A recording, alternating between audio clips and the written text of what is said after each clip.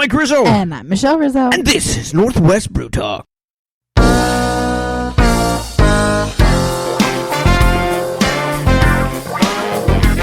Welcome to Northwest Brew Talk, the #1 podcast on Washington beer. This is episode number 67. Each and every week we promote the Washington brewing industry by talking to those people involved and drinking Washington beer. If you like to drink Washington beer, we'll learn about the people behind it on the show. With over 300 breweries, we try to highlight as many as possible every episode. If you're new to the show, we suggest you check out our back catalog with some great interviews and lots of Washington beer. This week we have an interview with Paper Street Brewing, our brew news, and local music from Great Spiders. If you have any comments or questions, feel free to send us an email, nwbrewtalk@gmail.com. We're on Twitter at nwbrewtalk and on Facebook at facebook.com/nwbrewtalk. If you like the show and want to support us, share our link and tell your friends on social media. It takes just a few to start a revolution. To start the show, let's open our first beer. This beer is from Everybody's Brewing, located in White Salmon. They're family friendly. We're drinking their Sprinkles, an American sour red ale brewed with hibiscus flowers. Dark pink to red in color, this beer is clean and crisp with a balanced acidity that accentuates aromas of honey, Riesling grapes, and roses. 4.5% ABV, 1 IBU, and an untapped rating of 3.77. Had a white head that dissipated pretty quick, but mine's gone already. Got an interesting look to it. That's slightly it looks pinkish. like wine. Yeah. With the Riesling flowers, or aromas, it says. Wow, that's interesting. That's a different kind of beer. Wow. Yeah, it's a sour, but you get some different flavors in there for sure. Absolutely. Wow, that is interesting. Yeah, it's not sour at all. Definitely. I mean, a bitter. That's one not bitter. IBU. I guess not bitter. Definitely sour. Yeah. Not bad sour. Good sour. No, that's different. Yeah. Is that hibiscus? We haven't had a lot of sours on. No, we haven't. Is that the hibiscus that you taste? Yeah, I wish I could say, but I have no idea what hibiscus tastes like. This is from their Tiny Tank series, apparently. Interesting. Yeah, that's pretty cool. Very cool. I was excited about trying this one. Yeah. When we got it. We I know we didn't we do the? Oh, I'm sorry. It's 1.2 IBUs. I see that. But we've done one or two of their beers before, and yeah, for sure. Lager, and I think we did the IPA last year. I don't think it was even last year. I think it was just a few. No, we did the ago. Local lager or whatever. Wasn't that them? Yeah, that was more recently. Yeah, but that's lager. No, I said plus the IPA last year. Oh, last year. Yeah, Sorry. Yeah. Yes, you're correct. You're not drunk yet. No. Okay. No, but I couldn't remember what order we did them in. But you're right. We did the lager more recently. Yeah. No, but this is pretty good. It's definitely, you know what? Somebody that likes wine, this would definitely be some way to get somebody into a beer, I think. Yeah, I think so too. Yeah, it's definitely got that, like I said, Riesling flavors. That's pretty good. I like that. All right. And on to our brew news.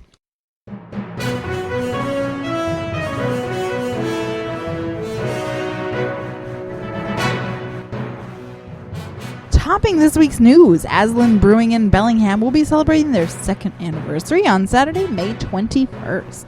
They'll be transforming their parking lot into a beer garden, complete with lawn games, face painting, and an outdoor bar. There will be live music all day, and there will be late night performance by the Bellingham Circus Guild and Jewels of the Blue Moon. The 8th Annual Seattle Beer Week is in full swing and runs through May 22nd. Events take place across Seattle every day during Beer Week, including several fests, a marathon, beer tasting, and much more. We went to several events last year and had a great time, so definitely check it out. Visit seattlebeerweek.com for locations and events every day. Monday the 16th also marked the beginning of American Craft Beer Week. To that end, the Craft Brewers Association in Boulder, Colorado, helped facilitate #MakeSmallBeerBig, a campaign to unify the craft brewing community. Craft brewers across the country created the biggest small beer ever made, a beer produced by breweries in all 50 states using the same ingredients and recipes. At 5 p.m. Pacific Time on Thursday, May 19th, small brewers and craft beer lovers nationwide will raise a glass of the biggest small beer ever made or their favorite indie craft brewed beer to simultaneously toast ACBW. In Washington, No Lie Brew House in Spokane brewed the beer. Visit them to try the beer, which is Imperial Porter, by the way. Not to be outdone by Seattle, the second annual Spokane Craft Beer Week started on Monday, May 16th. The event runs through Sunday, May 22nd, with events across Spokane. There will be collaboration beers released at various sites, tastings, and much more. Looks like another great time this year, and more details can be found at SpokaneCraftBeerWeek.com. And if that isn't enough for you, on Friday, May 20th, Iron Horse Brewery is hosting the Eastern Washington Brew Fest. Over 13 breweries from the 509 will pour beer, and there will be food, raffles, and live music. Each ticket gets you a custom glass, 5 tasting tickets, and 1 raffle ticket.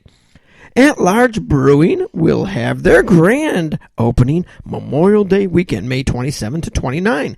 At Large originally was located in their garage in Marysville, and they outgrew that location, moving to their new larger location in Everett. The grand opening will have food trucks each day, as well as plenty of beer. They've been closed since April 30th due to their lease or their license running out at that location, so they just waited until they were done. And in other news, we have secured our first sponsor and have some other exciting news coming up regarding local music. So keep listening for more details in the coming weeks. Go Brewing in Bellevue has been doing so well that they announced they'll be opening a second location in Auburn by this fall. Starting with a half-barrel system, owner Jeremy Hubble found his beer selling faster than he could make it. He sold his technology company and upgraded to a 4-barrel system, but still sells 98% of his beer in his tap room. He will put a 20-barrel system in the Auburn location and brew in both. Both locations will keep the New Orleans theme he has in Bellevue. It is never ending in Washington, and we can't wait to try his beer. And lastly this week, our new book, Washington Beer, arrives on May 30th, less than 2 weeks. We have 3 confirmed events for June 4th, which is going to be a great all-day release.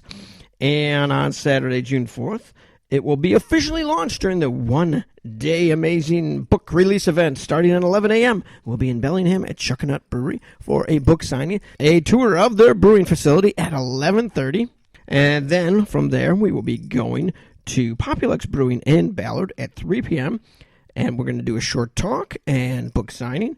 And then at 7 p.m., we will be in the Microbrewery Museum in Pike Brewing for the final event. This is all on June 4th, Saturday. And we are also confirmed for the Washington Brewers Festival. We're in Vendor Row there, and we will have copies of the book, and we will also be talking about Northwest Brew Talk, so stop by and see us. And that's it for the Brew News this week. Welcome to Building a Brewery with Bob and Jesse from Figurehead Brewing. We are talking to Jesse and Bob from Figurehead Brewing, and it's been 2 weeks since we've last talked to you guys. So what's been going on? Busy. Well, that's So good. we actually just shot the video for our Kickstarter. Oh, cool. Launch that in the next couple weeks. Nice. So I know we had talked about that originally. What are you going to be using that for then? So we're using it to kind of finish out the tap room primarily. So we have most of our brewing equipment purchased at this point, but we want to make sure that we have a nice tap room so people can come in and feel comfortable and hang out for a while and come back off. Okay, very cool. Yeah, glassware, stuff like that too. We haven't bought any glassware or any of those types of things you need to put beer in. Oh. Kind of in the back of our, we've been focused on other stuff. Sure. I know.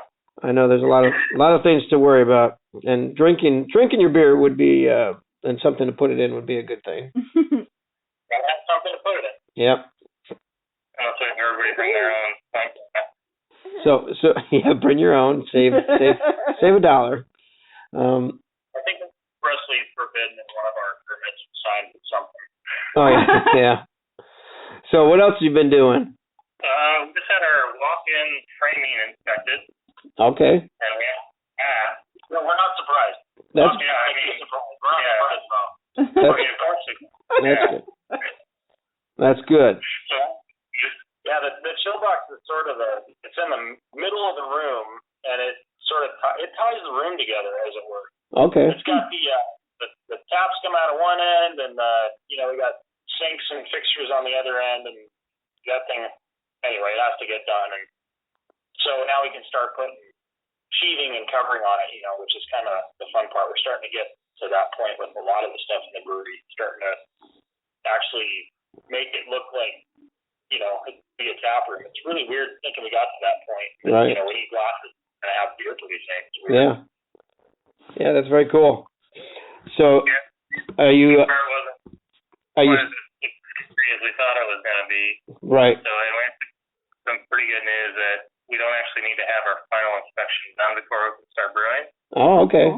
So right now we're just waiting on, finishing out the brew house and getting our Washington State license, and then we'll be brewing. Okay, cool. So now you're just waiting for the Washington State one. So any idea on what time frame on that one is? We're hoping in the next few weeks. We found out that, the difference between having a tap room where people can come in under 21 or over 21 is where your taps are located. Oh, okay. So if they're on the bar, you can't have anyone under 21. But if they're behind the bar, you're okay. Oh, huh. So what they want before they come do the inspection is to have our taps installed so they know where they're going to be located. So they can confirm we can have people under 21. So we need to get that done. And after that, you can have them come do their inspection and do their couple-hour feel on all the rules. I think good to go. That's very cool. So, always did you know this stuff before? Like the way that worked for the license for that? Or? No, we knew that they needed to come do the inspection, but we weren't quite sure what they wanted to see or how far along we needed to be before they could do it. Right. We're learning a lot of new things. Okay. Yeah. Oh, that's cool. So, still aiming hopefully for towards the end of the month to start brewing then, right? Yeah, we are. I've been collecting parts to build a controller for our glycol system. Okay. And a lot of those are kind of arriving by the day. I got a sink in a couple days ago. I got all my controllers in today. I got a bunch of solenoids in a couple days ago, the wire to hook it all up. The electrician's coming tomorrow to knock out all of our home runs to all our bigger pieces of equipment like the AC unit and the glycol chiller and stuff like that, so I can start to hook all that up and fire glycol pretty soon at least, which would be great. And then as soon as we get the ventilation out, we can fire the kettle. Very cool. So that's going to be a really big deal. We can boil water. But yeah, we're starting to tie up loose ends and hook the brewery together. We got our pump. I don't know if I mentioned that. Yeah, we got our pump like today. So we got hoses, so we can start to boil water and move it around the brew house here soon. So this is most of the battle. Make sure the glycol units are going to be able to chill the thing down and all that. But I am building the thing from scratch, so there's going to be a little bit of setup and commissioning to get that system working. But I've built stuff like that before, so it should be relatively straightforward.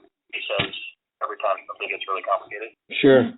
So the last time we talked, you guys were having trouble getting someone to vent your equipment. Did you get that straightened out?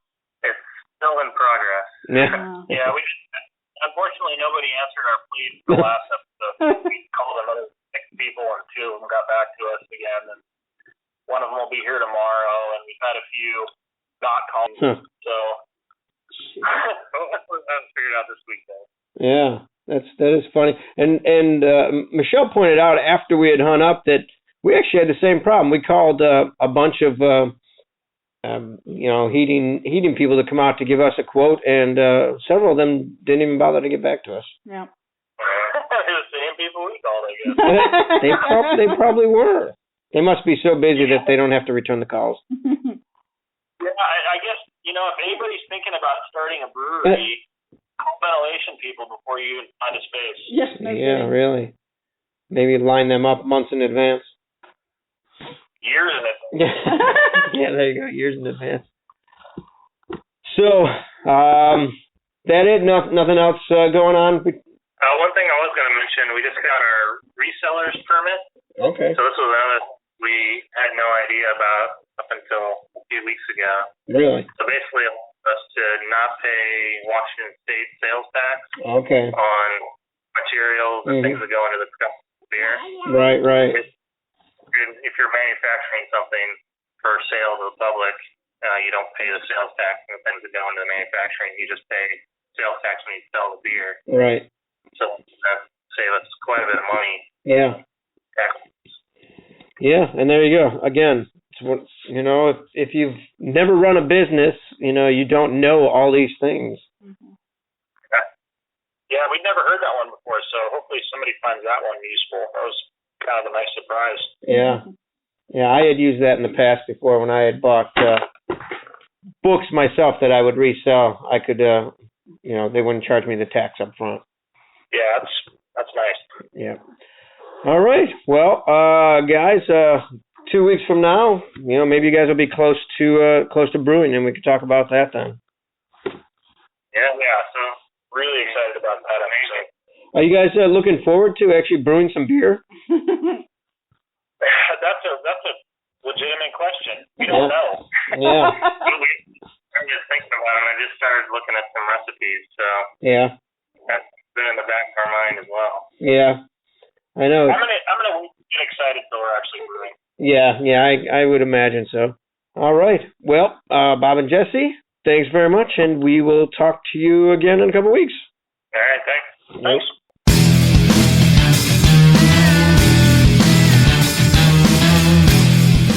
Welcome back to Northwest Brew Talk. If you want to submit news to Northwest Brew Talk, send us an email to nwbrewtalk@gmail.com.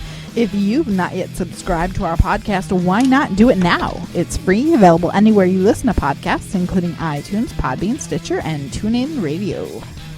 Now, let's talk to Robby from Paper Street Brewing in Pasco.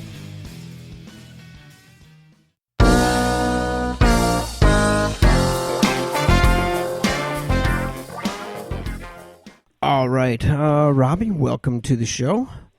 Hi.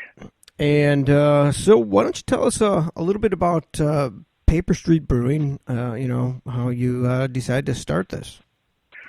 We're about 2.5 years old. We started in 2013 in the fall there, and we are a farming family, and so we had a good spud year. We've been home brewing for a long time, and so we decided, hey, why not start up a brewery? And we did, and kind of been rolling ever since. So it's been a good time, some ups and downs, but everything's going good. Everybody seems to be enjoying our beer, and we keep kind of growing and hopefully opening up a second location at the actual brew house here in 6 months, hopefully. We're working with some government issues to hopefully get this place open at the actual brew house.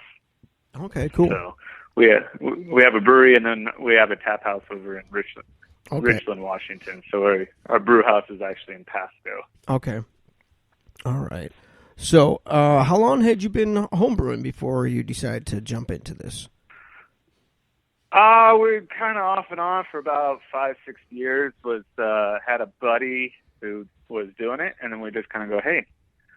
I went over one day and enjoyed it and kind of started doing a little bit more with him, and then just kind of started doing it on my own, that whole cliche story of start enjoying it, and kind of took over and was just like, man, this is really fun. So, and then we're like, kicked around the idea of having a second business, and we're like, hey, people like your beer, why don't we go for it? So we opened up a small location there in downtown Kennewick, which if you're familiar with the Tri-Cities, there's 3 cities, Pasco, Richland, and Kennewick, basically all one city. And so we opened up in downtown Kennewick, and then we're there for about a year, and there was a bigger tap house location over in Richland with a little higher foot traffic, and so after a year, we closed that location down, and moved over to the Richland location, which we're at right now. Okay. So, when you were home brewing, did you get right into doing grain? Yeah, fortunately for me, my buddy just was already all grain and kegging, and so I got to skip all of the bottling and extract and all that good stuff and just kind of got to go right into it. And so we were like, hey, this is fun, and I got lucky and kind of got to skip right into the, to me, in my opinion, the fun stuff of, doing all grain and making your own recipes and all that good stuff. Right. So when you were home brewing, what kind of beers did you like to brew? Well, when I first started off with my friend, we were just doing your basic stuff, Heffies, IPAs, did a couple ambers, things like that. That's what he really enjoyed brewing. Okay. And then what we do well at Paper Street is kind of break some of the barriers down. And I would do a lot of split batches. So one of our popular beers that we have on tap is called we call it a white Scottish. So we basically took a Belgian wit and we put a Scottish yeast into it. And so it takes out that Belgian twang that some people don't really enjoy and makes for a really nice summer beer. And so it's very citrusy. We use citra hops in it. We play around with some different hops with different white Scottish varieties. But it has cardamom, orange peel, coriander in it, and it's just really nice and light, fruity, but doesn't have that Belgian twang. So I was always interested in doing some other things rather than just an IPA or an amber, because I can go down to the store and buy that.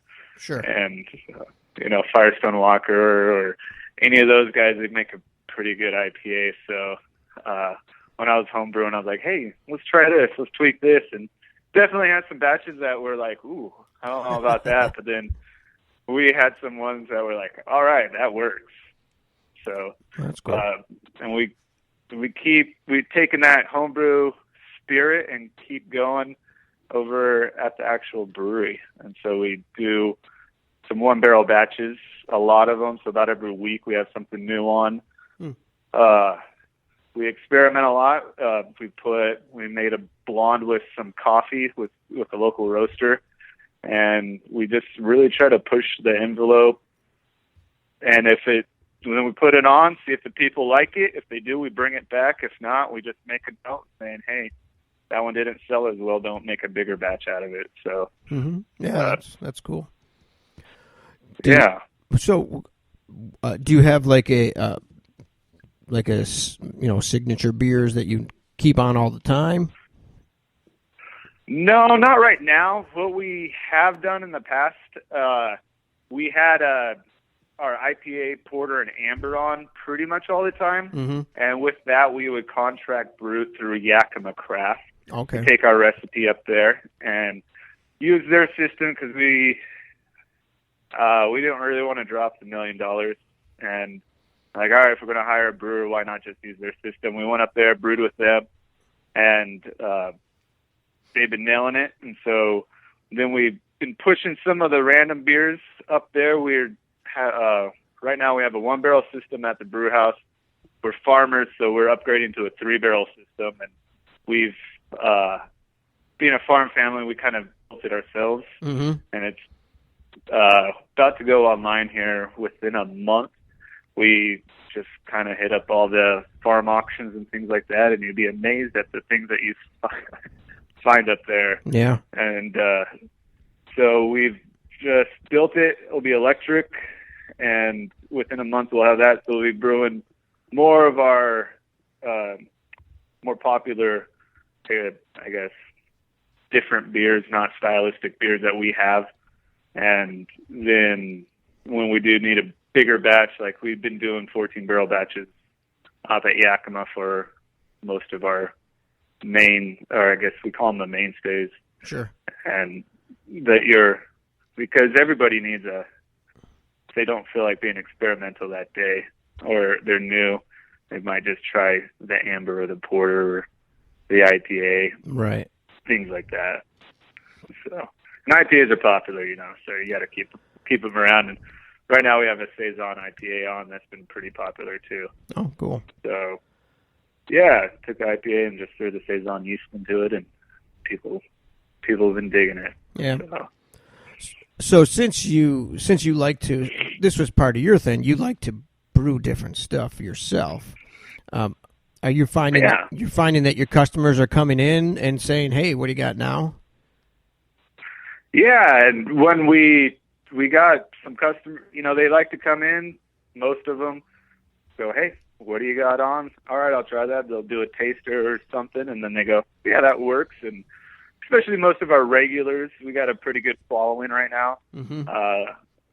And the staff and everybody, when we come in, we really focus on customer service to make sure, hey, Jim, I think you would really like this, or, oh, don't try that one, you won't like that one.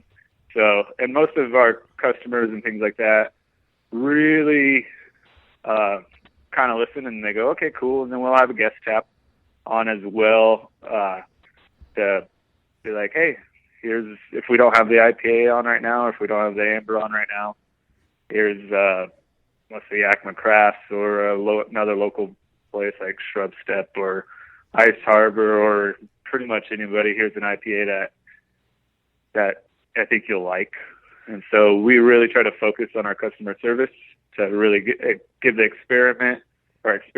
And then, they learn to trust us and our palate. And then we've learned through the years how to kind of judge what people would like just by asking them if they are a new customer. Mm-hmm. We have some talks and we get some tasters, and then our flights are really popular because we do change it up so much that even regulars will just come in and be like, hey, I want a flight because I haven't been in 2 weeks and all those beers are new. So yeah, that's pretty cool.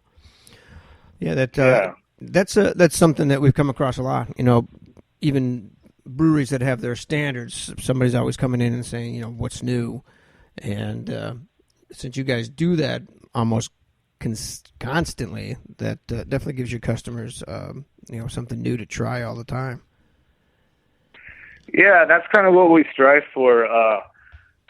For me personally, I've had a ton of IPAs, I've had a ton of Ambers and Porters, and when I go into a brewery, I try to look for, all right, what's different? What makes this brewery different? Okay, cool, you got a Citra IPA, that's awesome. So does half the country. Yeah. So when I go to a place, I'm like, hey, what brings out your personality? And that's just for us, and we really try to shine what makes Tri-Cities unique.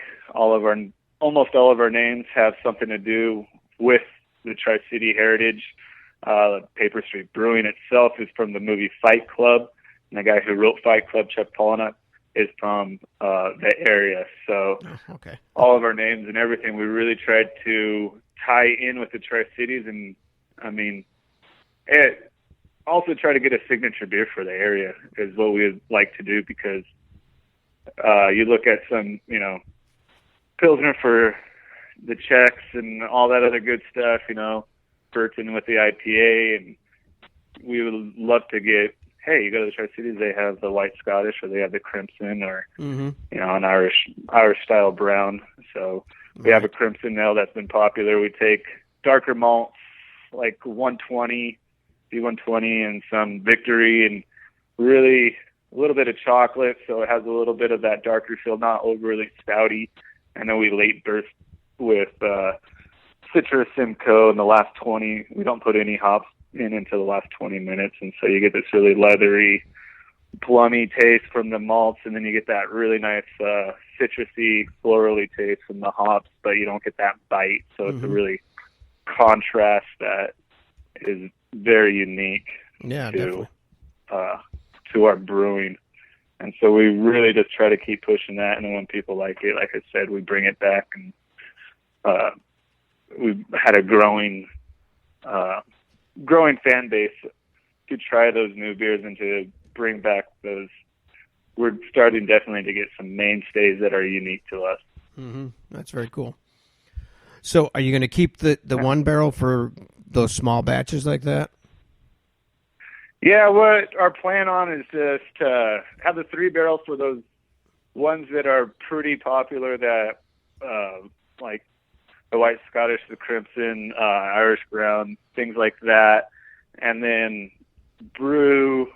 And then eventually, once they get popular enough, and when we have the two brew houses open, we'll still brew some up at Yakima, but definitely keep the spirit of innovation alive with the one barrel brewing up some random stuff. But we know which ones are popular and which ones will sell, so we'll definitely have more of the mainstays on, more of those unique ones that people really like on. Right.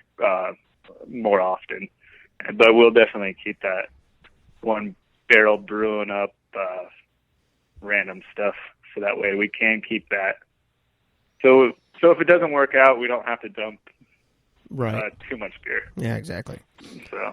So how long has your family been in farming? Oh, as long as I know. Oh, yeah? My I think great-great-grandpa was in the area in the 1800s, and I know officially my family's been in Pasco since at least the 30s. Mm-hmm. We've been on the same piece of property since then, and we've been around here farming since at least the 30s, if not longer than that. So we've kind of just hunkered down, and I've moved away, and it still keeps pulling me back. So yeah, once I opened up the brewery and started officially farming with my family, that I'm like, all right, I guess this is the place I'm going to stay. So yeah, that's cool. So to starting the brewery, was that just to do something else, or is something, if there was an off year or something like that?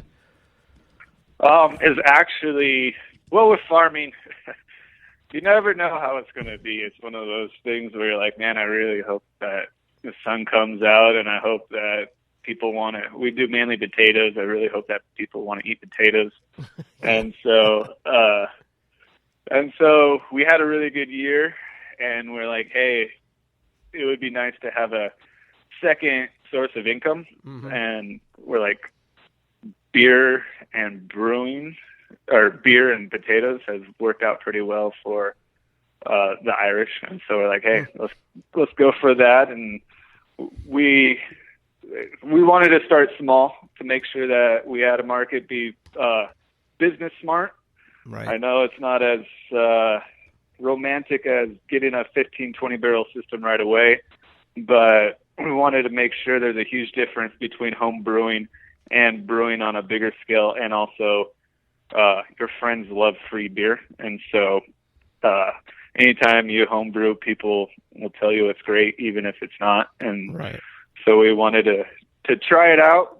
And this whole time, try to be financially responsible so that we can be here in 20, 30 years and be healthy. And so we've definitely used a lot of our farming practices and business practices in use, applied it to the brewing side, the brewery side of the business. That's good. That's good because we talk to, or you read about, a lot of people, they're home brewers and they got great beer, or they think they have, and they start a business, but they have no idea how to run a business, and that's a big deal since it's a business.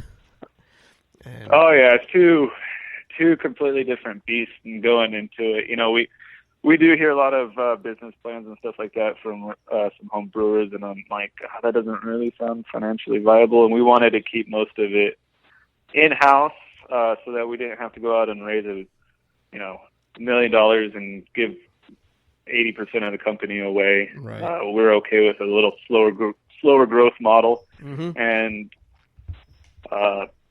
since we do also have the farming side, but we do keep we have that to back us up, but we're also fully integrated into the brewing side and have great staff and everything else to keep us focused. And my focus for the last couple of years has mainly been on the brewing side, helping out with the farming as well. But we really wanted to keep, like I said, be here in 20 years instead of just opening up, going big, and then playing that game. We wanted to have a grassroots build so that when we do go knocking on Albertsons doors, to be like, hey, we have a following. Here's what we sell.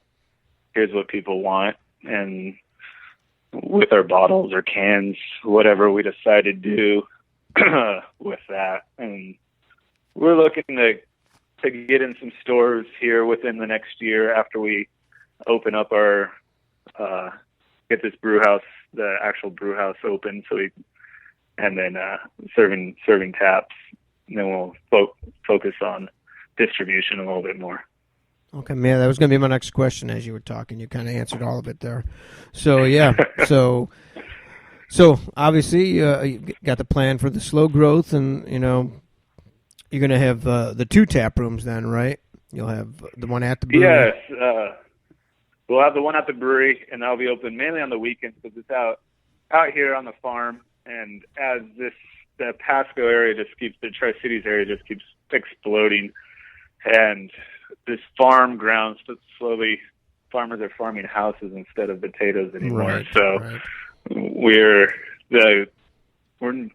slowly but surely not becoming part of this, or not becoming country anymore. Mm-hmm. And we really feel like out here we can service quite a bit of people, and people always ask us where the brewing equipment is and things like that. So we always are like, well, in time, we're just waiting on some of the local government to work through some issues. And so once we get that done, we'll pretty much be open up. So we're hoping by the fall. Right. Is our goal to open up out here. Cool. So what will be the trigger point for you to start doing distribution then? The trigger point was we really want to get that 3-barrel. Then we're going so that we can definitely keep all the both brew houses rocking. And then we're working with Yakima to be like, all right, hone in on which one of these experimentals that we want. We pretty much have a pretty good idea. And then we're hoping within a year to be doing that. Our goal is to not spread ourselves too thin with just even manpower, make sure that our customer service and our quality still needs to be up there. So we want to make sure that both with the new brew house open and we're still serving our customers right, and we're not running out of beer. Right. And so once we get that dialed in, then we'll start doing a little distribution locally, and then probably eventually get over there on the west side. Yeah. That's a beast of a market. It is. A ton of different things too. And there's so many breweries popping up at left and right. So we won't do draft. We'll just be doing either bottles or cans. Mm-hmm. Probably a mixture of both. We like cans for some of the mainstays, lower alcohol beers, and then do bombers for the bigger beers. Okay. More celebratory or whatever. Okay, yeah, sure. And so that tap handles are just getting so harder to get that we're like, all right, let's focus on the other side. And besides, most people, especially around here, if they're boating, they like to we're a pretty outdoor city, and so a lot of people like to grab their stuff, go out, hang out by the pool, go boating, things like that. And so you can't do that with a draft account. Right. So since you do a lot of experimental beers, a lot of them don't fit into style categories, right? Not really. We will do, let's say, an IPA, but we're lucky enough. We go up to Yakima Hop Shop, and they'll throw us some random stuff that we're like, oh, what's this? And they're like, I don't really know. And so we'll do some smashes. And we just did ones with some 007 hops that we were really happy with. And, our beers aren't necessarily super hop forward, and they're not necessarily insanely bitter. We try to stay away from the hop bombs because we like a more balanced beer. Mm-hmm. So even like our 96 Bones IPA, we use Citra and Simcoe and all that good stuff, but there's a ton. I think it's like 100 IBUs technically, but you only get like probably about taste-wise 60, 70 IBUs. So it's like balanced. You get a lot of that citra floral good stuff going on instead of just that bite overburning in your mouth where you only can have one. Right. Your taste buds are just ripped off. Yeah. And so, yeah, with most of the stuff, we just really try to play around with just different styles. I mean, we're really kind of stoked on working with this local roastery and pushing some of the envelope for coffee beers, using it as an ingredient instead of just like a stout, where naturally a stout has that coffee flavor, but we've done a lot of different stuff with like a brown or a blonde or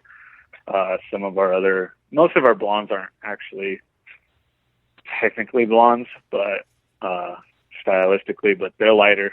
So some of the lighter stuff that we just kind of call them a blonde, so that people will try them instead of going, I don't know what it is. Right. Okay. Yeah. So that leads up to it's for a lot of them. It'd be kind of tough to enter competitions then, since they don't fit too many categories, huh? Yeah.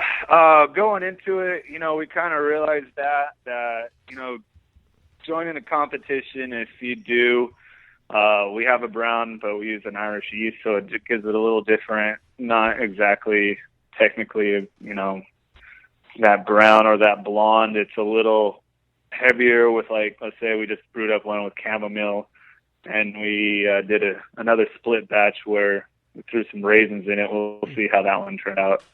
And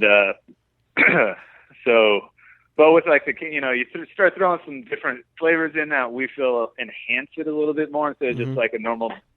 To me, blondes are kind of boring, but you add a little bit of like a little something different, a little different hop. Let's say like a Nelson Sauvin hop in there, and that just really changes the flavor profile, and it gives it a little bit more flavor, but it still has that lightness that people really want in a beer, like a blonde or say that crimson ale that we do. That definitely won't fit. We had to rename it. We had to call it a crimson because when people were trying it, if we called it a brown or if we called it an amber, people go in thinking, they have their mindset set on one thing, and then it's just like, they're like, that's horrible. But then when we call it a crimson, they go, oh, that's great.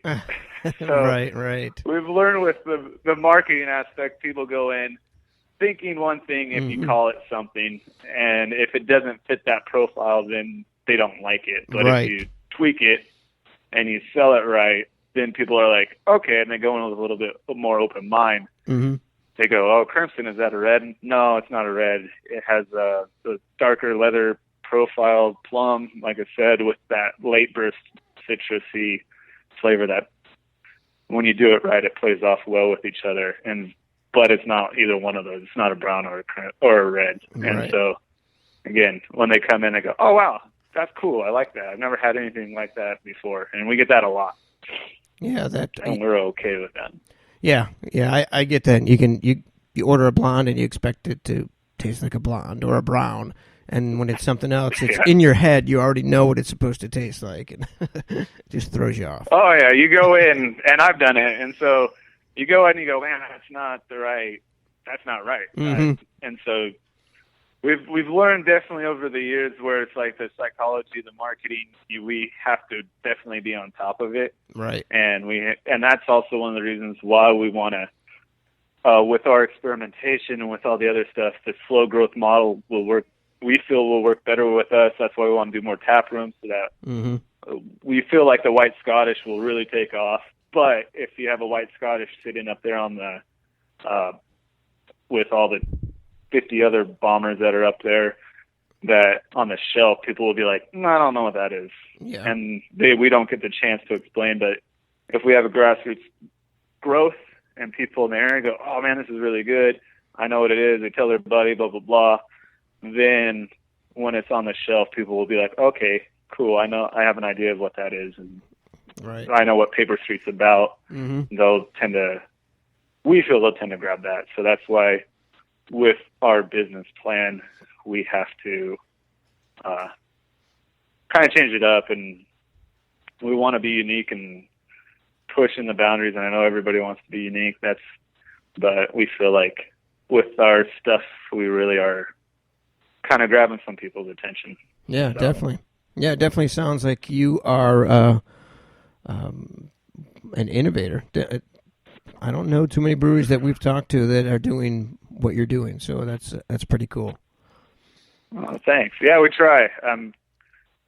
We always kind of look at even like the Irish Death. I mean, you got to find your beer that everybody likes, that's different, and everybody knows, Iron Horse for their Irish Death, or Rogue for their, Dead Guy and Arrogant Bastard, and all that good stuff that we feel like we got to find our signature beer that everybody knows us by, and that sets us apart. Because again, with I know I keep going back to IPAs because they're the biggest thing going right now, but man, with the hop contracts and with everything else and the different, like we see it with Yakima Hop Shop, the different hops that are coming out every year, it's like, all right, cool, Citrus hot right now. Mosaic was hot, is kind of hot. And so it's like, what's the next thing? Are you just going to be chasing the next hop profile? Whereas we can be like, no, cool, we use it because like even with that White Scottish that I've been talking about, well, our main hop in it is Citra, but we've played around. We'll throw a Vic Secrets from Australia, right? In there, and it'll change the profile just slightly, but it'll give it a little something different. We throw Nelson Savon hop in there. We throw a Mosaic in it. So it's a little change on it, and we get to really test out what the hop's like and still really utilize the hop flavor instead of just the bite. Right. The bitterness. That's awesome. Well, Robby, thank you very much for joining us today. We look forward to trying some of your beers in the near future. Sounds good. Thanks for having me on. Really appreciate it. You're definitely welcome.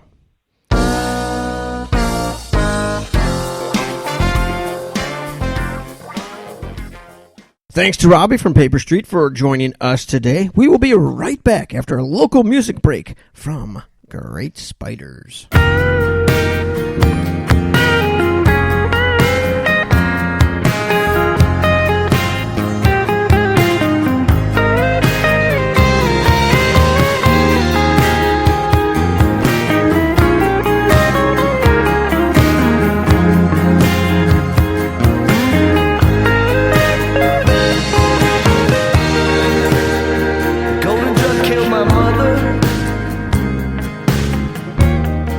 Your man broke down in my arms. Now the worship of laughter is not wrong, is not wrong. Judgment could be so fearsome, and lovers can be so numb. And everybody knows it's better to be called crazy than to be called dumb. My buckets of jam hold me under, and my mother said, as I used to be. One day a light show gonna come, I'll be around, come undone. Through urban natural searching, you were in the wrong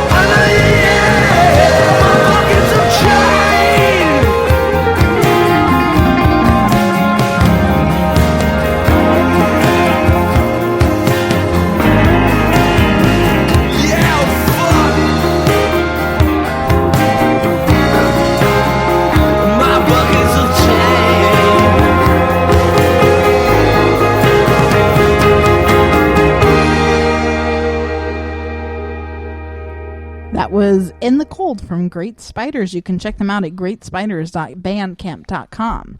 If you want to have your music played on Northwest Brew Talk, contact us today. And now let's try our second beer of the evening, Salish Sea IPA. Salish Sea is located in Edmonds. They are family friendly, open 7 days a week. And we visited the brewery last weekend. It's a pretty awesome space. Make sure you tune in a few weeks to hear our interview with the owner, Jeff. Actually, it's family approachable. Oh, yes, that's right. Family approachable. I think if you have kids running all over the place, you may be asked to leave. Well, I don't know about asked to leave, but, maybe some dirty looks. We are drinking their IPA that they gifted to us. Thank you very much. Medium body, light-colored IPA, aggressively hopped with Cascade, Chinook, and Willamette hops, complementing a well-balanced malt body. Hop burst throughout the boil, adding more towards the end. This causes less bitter mouthfeel and more aromatic hop aroma. Dry hopped with Cascade and Chinook hops, creating a crisp Northwest aroma with a slightly dry finish. 6.7% ABV, 65 IBUs, and an untapped rating of 3.59. So it's got a nice light color to it, nice white head on it. Nice and aromatic. It is lighter than the typical IPA. A little bit. But also, Jeff did tell us that all of his beers he lets... cool and everything properly, so yes, they come out very clear. Yeah. Oh yeah, that's a good IPA. Oh wow, yeah. That's what's the IBUs on that? 65, I want to say. Let me double check it. Yep, it's got a nice little bitterness. 65 to it. IBUs. Nice little bitterness to it, but it doesn't hang around. No, it doesn't. No. And actually, Salish Sea is going to be next week. That's how. Next week. Yeah, yep, that's how right. quick Okay, it is. so. And we tried a lot of their beers, and their beers are very good. Very good. In fact, I liked every one that I tried. Yeah, and that's good. That's good. Thanks to Jeff again for that. Absolutely. I want you to get me fresh beer. You serious? That brings us to this week's fresh beer. It's on tap at O-Town Brewing. Their May release is O-Town Marzen Beer, a medium-bodied Bavarian lager, lightly hopped with O-Town's signature blend of German and Northwest hops. 6% ABV, 15 IBUs. And that brings us to the end of this episode of Northwest Brew Talk. Make sure you tune in next week when we chat with Salish Sea Brewing. This show is written and produced by Michelle Rizzo and myself. If you want to contact us, you can email us at nwbrewtalk@gmail.com or find us on Twitter at nwbrewtalk. Our theme music is from Gilbert Neal. Check him out at gilbertneal.com. Until next time, I'm Mike Rizzo. And I'm Michelle Rizzo. Stay hopping, my friends. All right, guys. Appreciate it again, and getting closer every time we talk to you. Getting so close. I know, and yet so far.